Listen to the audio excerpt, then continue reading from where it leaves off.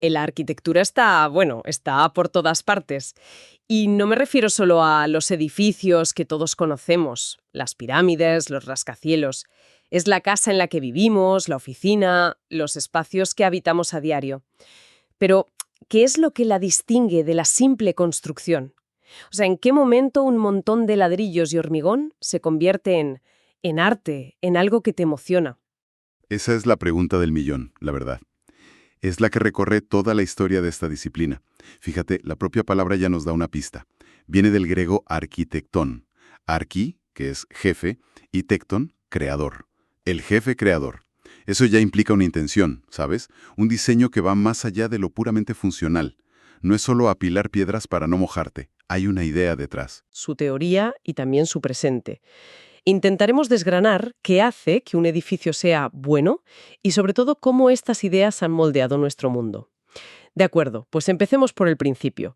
Si queremos entender bien qué es la arquitectura, tenemos que ir a sus fundamentos. Y para eso, curiosamente, hay que viajar hasta la antigua Roma. Sí, al siglo I antes de Cristo y a un arquitecto romano llamado Vitruvio. En su tratado de arquitectura, estableció 3 principios que, de una forma u otra, han sido como el ADN de la arquitectura durante 2000 años. Firmitas, utilitas y venustas. Me suena al latín del instituto, pero ¿seguimos usando estas ideas hoy, aunque sea con otros nombres? Totalmente. Son las 3 patas de la mesa, por así decirlo. Firmitas, la durabilidad. Que el edificio sea sólido, que no se caiga. Es la parte de la ingeniería, vamos. Utilitas, la utilidad, que sirva para su propósito. Y venustas, la belleza, que sea estéticamente agradable, que te conmueva. Lo increíble es que este marco de hace 2000 años es en esencia el mismo que usa un jurado de un premio de arquitectura hoy.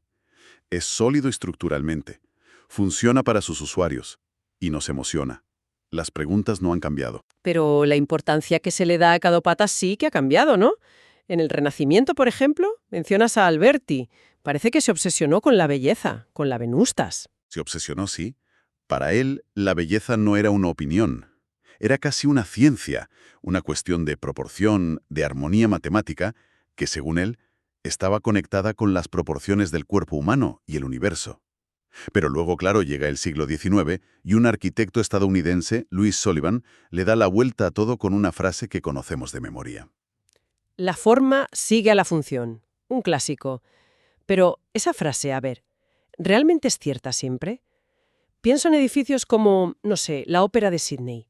¿Podemos decir honestamente que su forma, esas velas gigantescas, responde únicamente a su función como auditorio? Esa es una pregunta excelente, y es la crítica que se le puede hacer a una lectura demasiado simple de la frase. Lo que Sullivan y los modernistas que vinieron después querían decir es que la función es mucho más que algo práctico. La función de la Ópera de Sydney no es solo tener buena acústica, también es ser un ícono para la ciudad, un símbolo. Esa dimensión psicológica, cultural, eso también es función. Un edificio funciona si responde a todas las necesidades complejas del ser humano, incluidas las emociones. Entendido.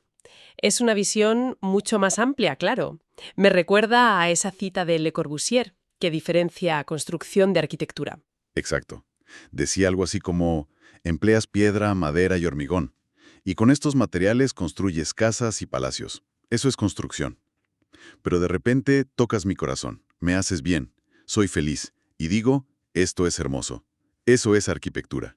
Ahí está el salto, el momento en que la técnica se convierte en poesía. Vale, esta parte me fascina, porque pasamos de la teoría a ver cómo estas ideas construyeron literalmente el mundo. Y todo empieza, antes de los grandes nombres, con la arquitectura vernácula. Que no es otra cosa que la sabiduría popular hecha edificio.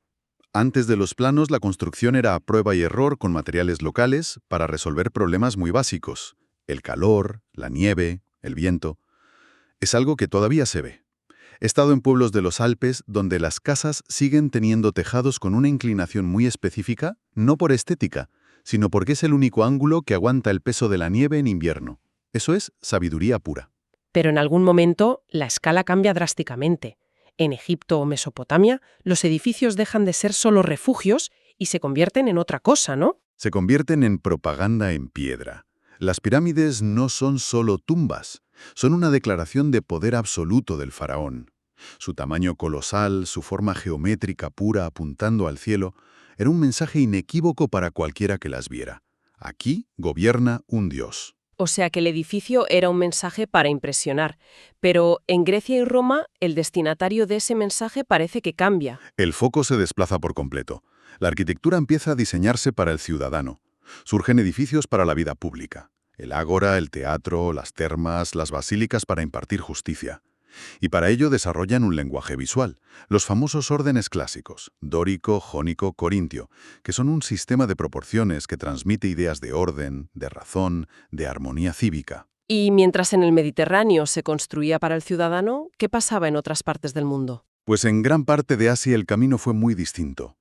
Las religiones panteístas, que ven lo divino en la propia naturaleza, llevaron a una arquitectura que no busca dominar el paisaje, sino dialogar con él. Un templo como el Templo del Cielo en Pekín está diseñado para realzar el entorno, para enmarcarlo. La naturaleza no es el telón de fondo, es parte del edificio. Es una mentalidad completamente diferente a la del Partenón, que se erige sobre la colina como un objeto perfecto y autónomo. Saltamos a la Europa medieval y el panorama vuelve a cambiar. ¿Qué define esa época? Los gremios y los maestros canteros. El conocimiento era casi un secreto que se transmitía de maestro a aprendiz, viajando de obra en obra por todo el continente. Y de ahí nacen los primeros estilos que cruzan fronteras, los estilos paneuropeos. Primero el románico, muros gruesos, poca luz, pura fortaleza. Y luego el gótico, que fue todo lo contrario, una obsesión por llegar más alto, por desmaterializar el muro y convertirlo en luz a través de las vidrieras, como en la Sainte-Chapelle de París. Era una proeza técnica al servicio de una experiencia espiritual, vamos. Hasta ahora parece que hablamos de obras casi anónimas, de gremios, de estilos que definen una época. ¿En qué momento alguien da un paso al frente y dice, esto lo he hecho yo? ¿Cuándo nace la figura del arquitecto como estrella? Ese momento es el Renacimiento. Con el auge del humanismo, nace lo que el material que analizamos llama el culto al individuo. El arquitecto deja de ser un maestro artesano anónimo y se convierte en un artista, un intelectual. El primer nombre propio que resuena es el de Filippo Brunelleschi y su cúpula para la Catedral de Florencia. No solo fue una hazaña de ingeniería que nadie sabía cómo resolver, sino que convirtió a su creador en una celebridad. La arquitectura pasó de ser un mensaje del poder de Dios a ser también una forma de marketing personal para el arquitecto. Y esa figura del arquitecto, artista e ingeniero se mantiene hasta que llega la revolución industrial y lo rompe todo. Exacto. La producción en masa de hierro y vidrio abre posibilidades impensables, pero también crea una división. La ingeniería y la arquitectura, que siempre habían ido de la mano, empiezan a verse como disciplinas separadas. El ingeniero se ocupa de la función pura y dura, y el arquitecto del arte, de la fachada, de decorar la estructura del ingeniero. Esa tensión es el caldo de cultivo para la gran ruptura del siglo XX. El modernismo, que no fue un movimiento único, ¿verdad? Porque por un lado tenemos esa visión casi industrial de la Bauhaus en Alemania, Ujú. y por otro, algo totalmente opuesto como la arquitectura orgánica de Frank Lloyd Wright en Estados Unidos. Es que el modernismo fue una respuesta a un trauma, la Primera Guerra Mundial. La sensación era que el mundo antiguo, con sus estilos y ornamentos, había fracasado. Había que empezar de cero, pero hubo dos grandes caminos para hacerlo. Uno fue el de la Bauhaus, Gropius, Mies van der Rohe o Le Corbusier, que abrazaron la máquina y la tecnología. Querían crear un lenguaje universal, racional, sin adornos, basado en la honestidad de los materiales. De ahí la famosa frase de Mies: la arquitectura empieza cuando pones dos ladrillos juntos con cuidado. En ese con cuidado está todo el arte. ¿Y el otro camino? El otro camino fue el de Frank Lloyd Wright, que en lugar de abrazar la máquina, huyó hacia la naturaleza. Para él, un edificio debía nacer del lugar, ser una extensión del paisaje. Su obra maestra, La Casa de la Cascada, no está cerca de una cascada, está construida encima de ella. El sonido del agua es parte de la casa. Son dos visiones del siglo XX completamente opuestas, pero que conviven bajo el paraguas del modernismo. Entiendo la idea de pureza, de empezar de cero, pero para mucha gente esos edificios modernistas se ven como fríos, impersonales, casi inhumanos. Fue una crítica que se les hizo en su momento. Desde el principio, se les acusó de ser demasiado austeros, ahistóricos y sobre todo de crear edificios idénticos en cualquier parte del mundo, ignorando el contexto local. Y de esa crítica nació el posmodernismo, en los años 60 y 70. Fue una rebelión directa contra la seriedad y el dogma modernista.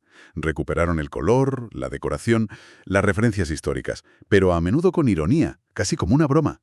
Robert Venturi lo definió con una imagen genial: un cobertizo decorado, es decir, un edificio simple y funcional por dentro, pero con una fachada que cuenta una historia, que te guiña un ojo. Hemos hecho un viaje larguísimo. ¿Qué significa todo esto para la arquitectura de hoy? La idea del genio solitario que lo diseña todo me parece un poco anticuada. Es prácticamente un mito en los grandes proyectos. Crear un edificio hoy es un trabajo de un equipo multidisciplinar inmenso.